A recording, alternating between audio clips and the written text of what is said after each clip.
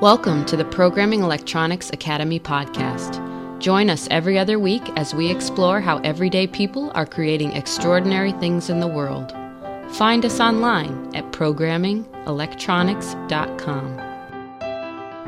Hello, this is Michael with Programming Electronics Academy. I hope you're doing great. Thanks so much for joining me this week. We have such an interesting guest on the show today. His name is Philip Nolt, and he is a teacher at a high school in southern Pennsylvania. And he's coming to talk to us about bringing Arduino to the classroom. He's been teaching a course. They've integrated Arduino, and it's really pretty interesting. We're going to talk all about it. Now, Phil is actually a customer of ours, and he was part of a early beta program we ran where we are integrating our curriculum with different school systems, and it went really well, and we've gotten a lot of feedback from him, and he's actually helped us kind of develop some of the stuff to make our courses better fit there. Now, if you're a teacher, I think you're really going to find this a useful talk. You know, he just talks about how things are working in the classroom, I think on a pretty practical level. Now, if you're not a teacher, this is kind of fun because you get to take a road back to memory lane. I don't know how far back you got to go, but you might be curious, hey, what are they teaching in schools nowadays, and what's it look like? So this will give you a picture of that. Anyhow, I'm going to stop rambling. Let's go ahead and jump into the show. Well, Phil, hey, thanks so much for taking time out of your day to talk. I really appreciate it. Thank you. Looking forward to it. So, we understand that you teach high school kids, which I think is a challenge of itself, probably an opportunity too. And you're also in this role of technology instructor, and you've kind of brought Arduino into your classroom and programming into your classroom, that kind of really interesting stuff that I think a lot of schools want to do, a lot of teachers want to do, and a lot of parents want to see to happen too. But I'm kind of, before we jump into all those interesting details, I'm kind of curious just a little bit about your background and how you found yourself in this position as a tech instructor, as I'm kind of calling it. Yeah, sounds good. So my background, I went to study technology and engineering at Millersville University. So the official job title, I guess, is technology and engineering instructor. So out of college, I started teaching at the school that I'm currently at, teaching woodworking as my primary class, and then over the past couple years we started adding in more of the electronics. I also teach robotics now as well. So it's now my fifth year teaching. So I've learned a lot over those last couple years, and I want to point out that I'm someone that didn't really have much programming experience once I started the electronics course. So it's kind of a learn as you go, but I'm willing to share kind of my journey and looking forward to share some ideas and things I've learned along the way. Okay, awesome. That's fantastic. All right, so you didn't have a programming background, more of was it like mechanical engineering type stuff, or? Well, it's more like, it used to be known as like the industrial arts, which is no longer known by that. It's more, think of like computer-aided design. Okay, absolutely. Woodworking, metalworking, graphic design, video production, the traditional technology and engineering, depending on what part of the country you're from, that looks a little bit different. But around here, like, my training was in those areas, more like the hands-on, more career-oriented fields. And over the last couple of years, we started to shift more towards like the STEM aspect. If you're familiar with that, the science, technology, engineering, and math, incorporating that into our technology and engineering program at the school I'm currently at. Okay, all right, yeah. That makes sense. So when you started out 5 years ago, you said you were doing kind of the woodworking thing. Did they have a STEM program at that point that you were just, kind of falling into, or was it something you were kind of building from the ground up, or how did that go? So it's kind of a combination. When I first started, I was a primary woodworking teacher. We had a metalworking teacher. We had a computer-aided design CAD teacher. We had a graphics production teacher and a video production teacher. So there's 5 existing teachers there. When I came in, there's the goal of kind of being the new guy to bring some more relevancy and some modern age technology into the program. Not saying it wasn't there before, but just to kind of really emphasize that like the coding, the engineering, things along that nature.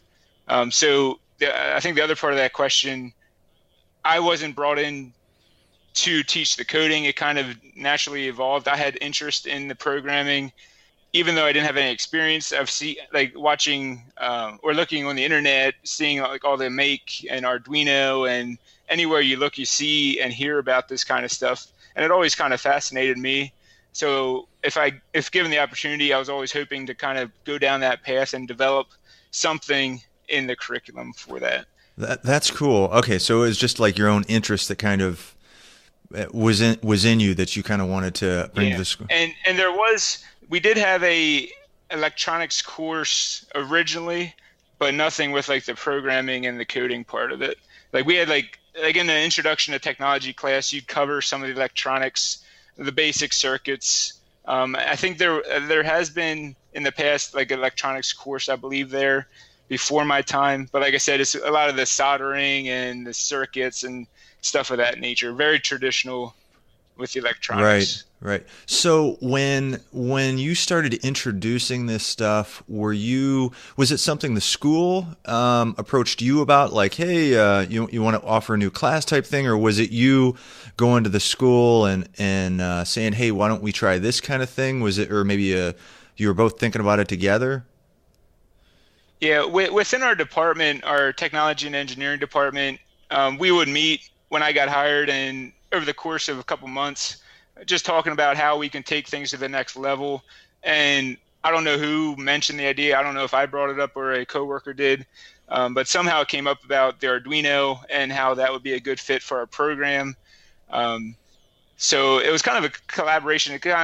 No one really had it set in their mind. It just kind of evolved, and we kind of like, hey, this could be a good idea, and the kids would really enjoy it.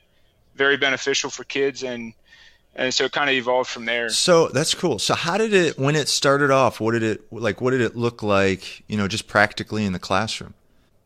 So in our school, we have plenty of labs. So we used an existing classroom computer lab that has a few workbenches in. So that's kind of where we run the class.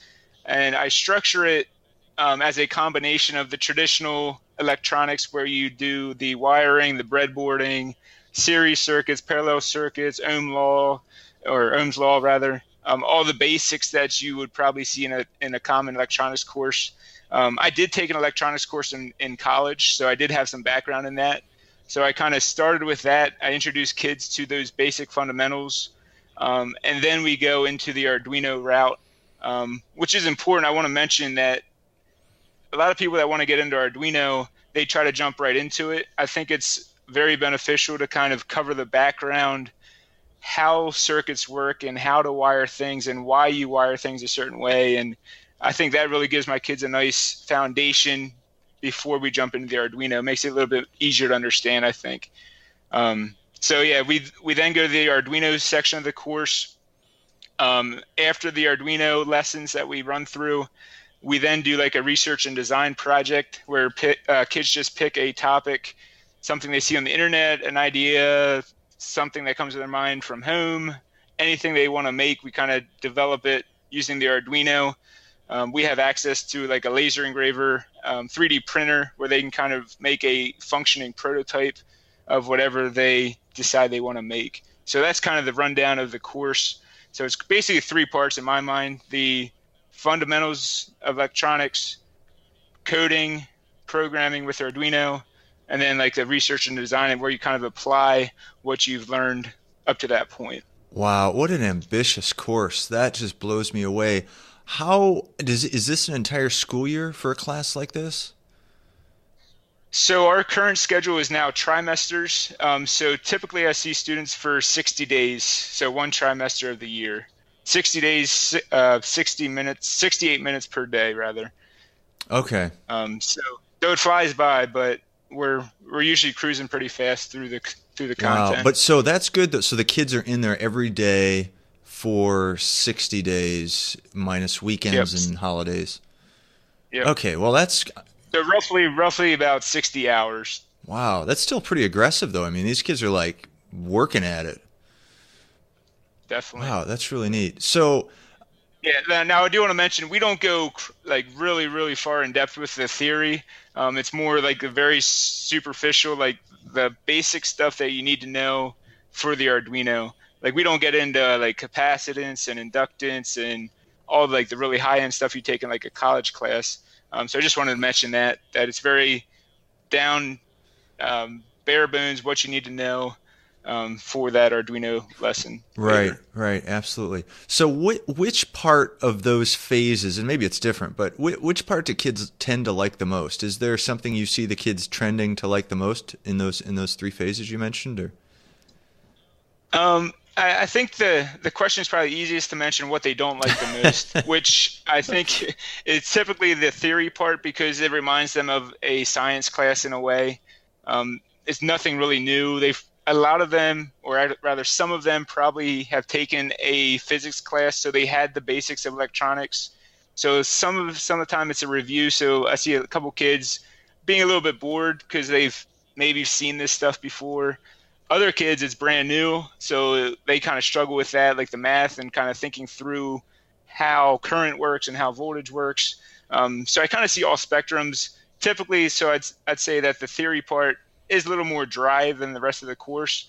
But definitely when we get to the Arduino, when things start happening, when LEDs start blinking and sensors are being used, and that's where I see kids really get excited. As much as a high school student can get excited in school. And definitely the R&D project, I definitely see the passions come out from the kids where they can apply what they like and are into their project. Wow, that is so neat. So during this course, what is the biggest challenge for you as an instructor? What's the toughest part of, like, I mean, generally speaking, at least in my opinion, and I mean, I'm not the quickest guy by any stretch, but I mean, this is kind of technical stuff. Is it difficult to communicate that? Or, I mean, like in my mind, that would be the hardest part. But I mean, you're the one here on the street doing it. So what's the hardest part for you? Yeah, there's a couple things. First of all, when you think of this generation of students, you think they're highly technical and computer savvy and all that good stuff. But I find that that's not really the case. I find that kids are much more consumers of technology rather than understanding how it works and how to think and how to problem solve. And so I find those kind of skills are lacking in students. And that's why I think a class like this is really good for them, where they have to learn and think how a code works and how electronics works and how do I solve a problem when my project's not working? How can I figure out how to make it work?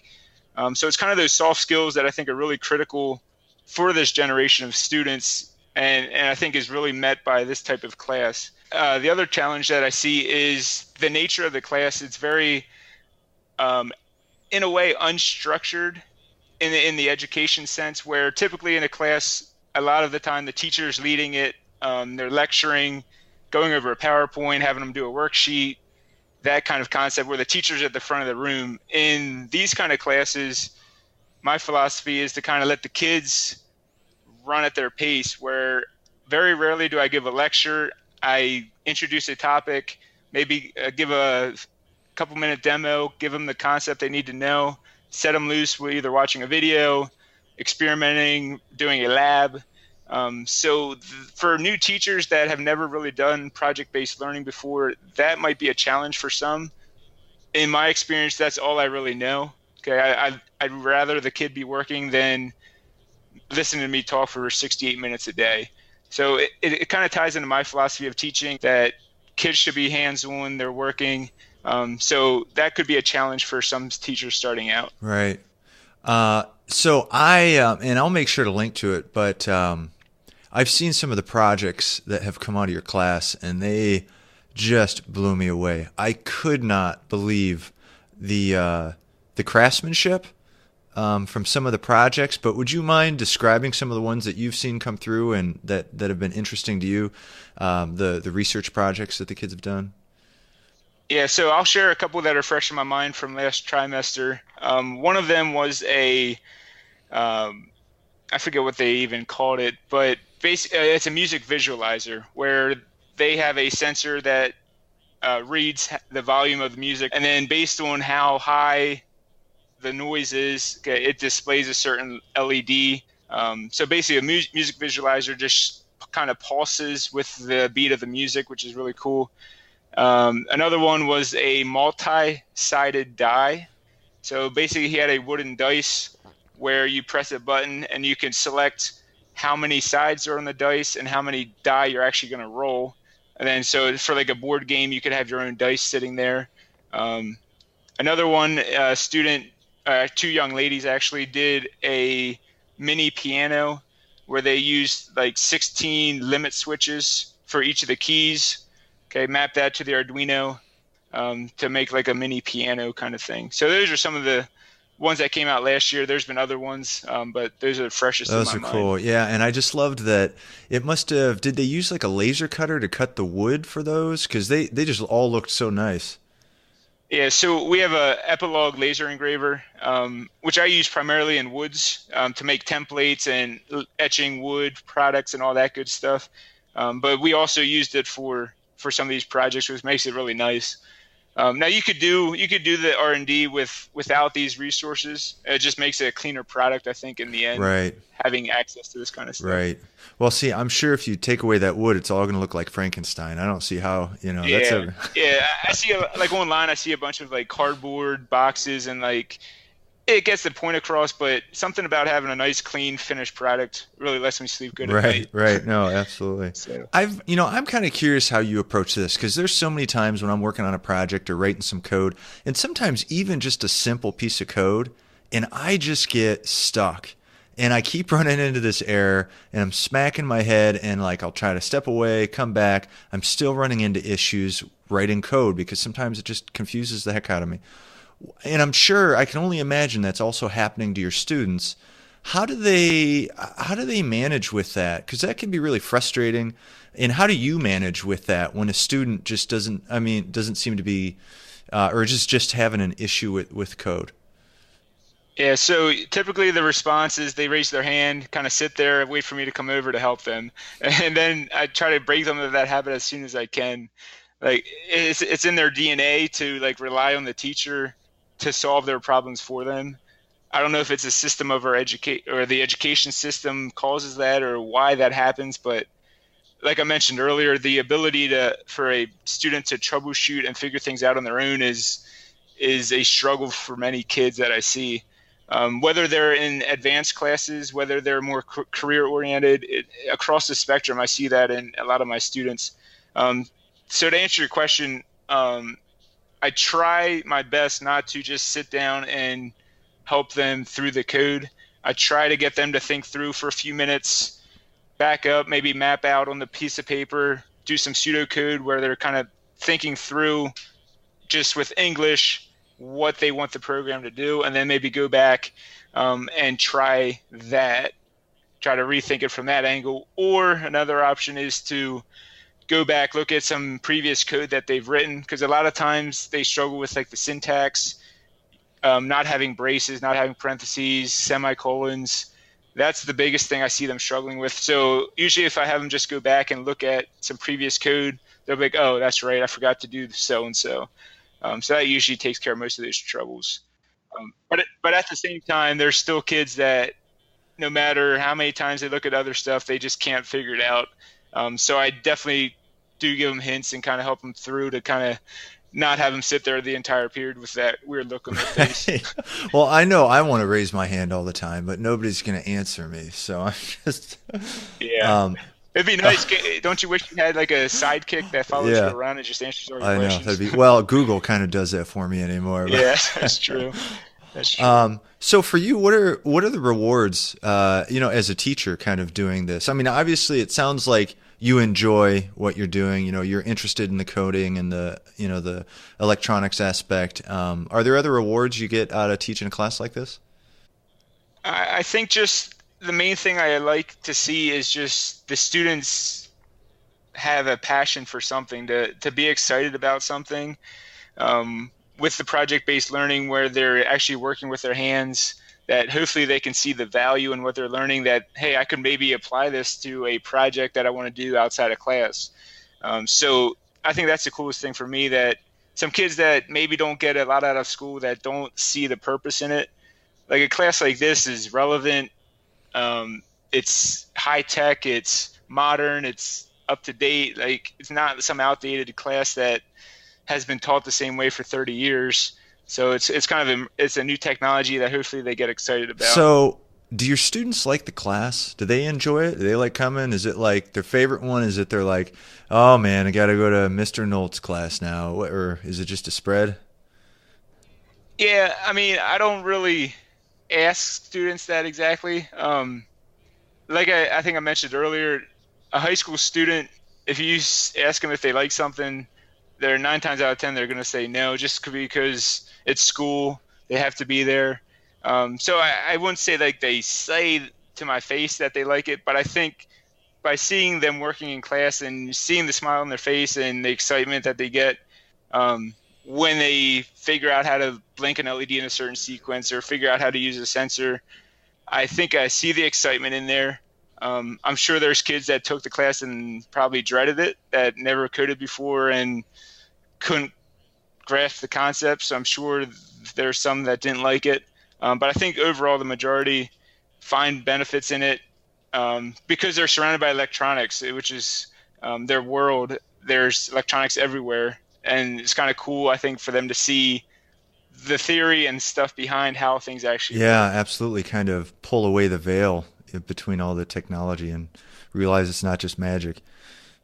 Yeah. So, okay, I'm sure there's plenty of teachers out there who are thinking about or already kind of doing stuff in their classroom or want to do stuff in their classroom with Arduino. What would be your first recommendation to a teacher out there who wants to do something like this? Well, I think for me, when I first started thinking through what the class was going to look like, if I remember correctly, I went on the internet, looked at all the different resources out there, all the different websites, and I remember being really overwhelmed by how scattered things were. Like, I saw maybe a learning Arduino book on Amazon that I think I ordered, read through, gave me some examples. Then I saw another book, I ordered that too. And then I searched like Adafruit, or however you pronounce that, Adafruit, I forget, SparkFun. There's a lot of good resources out there, but there really wasn't like a one-stop shop where I could have my kids look at it, run through. And this isn't a paid advertisement for your course, but when I found I forget what the original name was, but I found your online course, and I was like, this is awesome. Like, I can have kids run through these videos, starts from the ground up. I don't have to lecture them. They can watch a video, answer a few questions about it, and then boom, we can do a challenge that applies those concepts they just learned. So to recap there, I think the biggest trouble I had was just gathering the resources for the class. Like, what are they going to do each day that they come in here? A lot of teachers, I'm sure, that teach Arduino, they just pull up a file or a picture on the internet and have kids do like the sample project, which isn't a bad thing, but to get into the real benefit of Arduino, I think you need to go behind the scenes and learn how the coding works and know how the loops work and the structure, and rather than just going online, copying code, and then just plugging in a few wires and then abracadabra, there it is. So it's really nice to have like a resource like you have, where everything's spelled out, videos are very clear, they watch it, do their thing. Then I have some handouts that go with it where they kind of answer the questions that prove that they watched the video, first of all, and then have them apply that into a different challenge. That's cool. I'm glad it can be helpful. That's awesome. So what do you think for the future of your class? Where do you think you're going? Are you pretty happy with how you've got it set up right now? Do you have like giant plans for like, I don't know, phase 2, or what's on the horizon for you, Phil?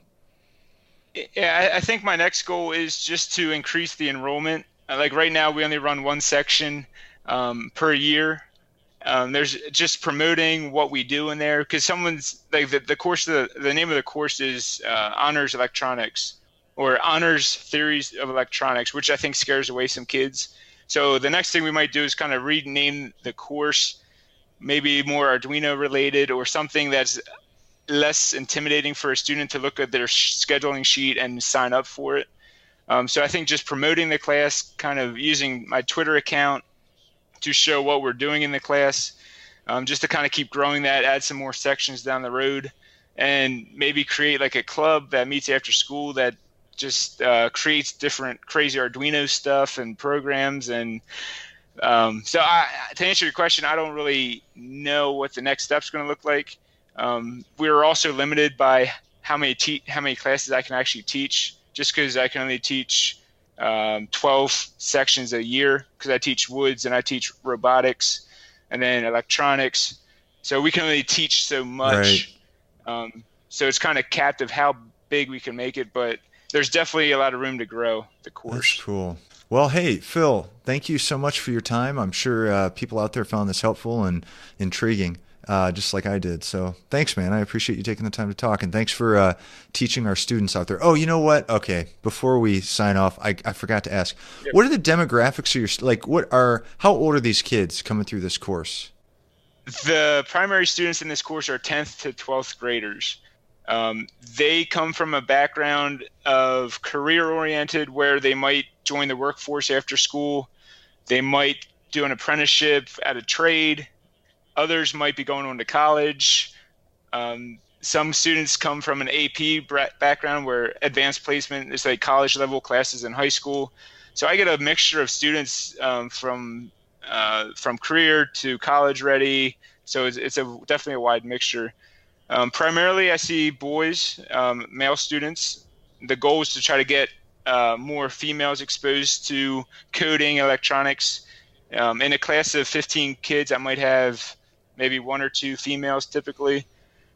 Other than that, it's just a wide mixture. I do want to mention that there's actually 2 8th grade students that are coming up to the high school to take the class this year, which is kind of cool. They were able to work out the scheduling for that to happen. So the 3rd trimester this year, they're going to be coming up 2 8th grade students to join our class, which will be kind of interesting. So it's an elective then, right? It is an elective. Okay, yeah. Right. I would figure, yep. But I wasn't sure. It's under the technology and engineering department course offerings. Okay. And how big of a school are you at? Like, how many students are at your school? The high school has about 1,800 to 2,000 students. Okay. So it's a fairly large high school. Right. Yep. Cool. All right. Well, I'm glad I asked, because those were just in my mind. I had meant to ask those and I forgot. So cool. Well, hey, Phil, thanks again. Thank you so much for your time. Yep. Thank you. Well, I hope you found that talk as enjoyable as I did. Phil's a really nice guy, obviously very invested in his students, and it's always a great thing to see. Big thank you to all the teachers out there, all the hard work you do, spending time with our kids. I know I have kids in the school system, so I appreciate it when I see teachers go the extra mile and just, really care about their kids. So anyhow, okay, so if you are a teacher out there, you're interested in this program, you can reach out to us through our website. Be happy to talk to you about it. Otherwise, I would love for you to take the time to rate and review this show on iTunes. Maybe help spread the word, tell somebody about the show if you think they could find it useful. We'd really appreciate it. And I hope you have a wonderful rest of your day. Take it easy. Bye.